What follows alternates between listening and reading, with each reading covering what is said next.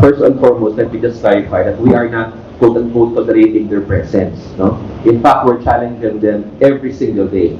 Right now, we have two Philippine Coast Guard vessels shadowing them, closely monitoring them.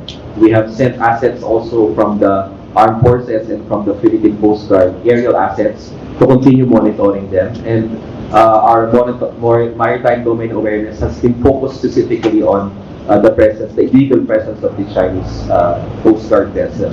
Now, as to what future steps we are to undertake, no? The National Maritime Council already called for the withdrawal of this monster ship from Philippine waters. No?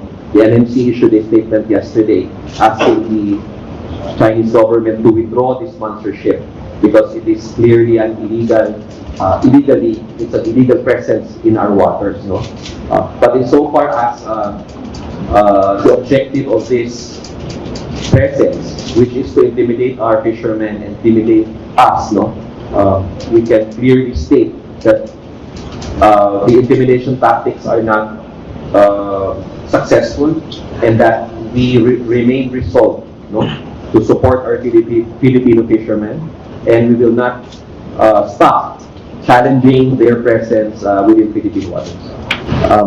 First and foremost, we've already made that call for the PRC to withdraw the monster ship for reasons that, number one, as mentioned by Commodore Jake Tariela, we do not want to normalize this kind of behavior. It is an escalation and provocative.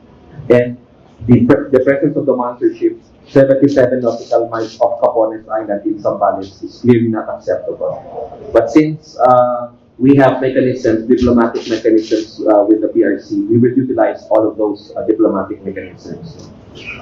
I was told by the Department of Foreign Affairs that they will raise this matter.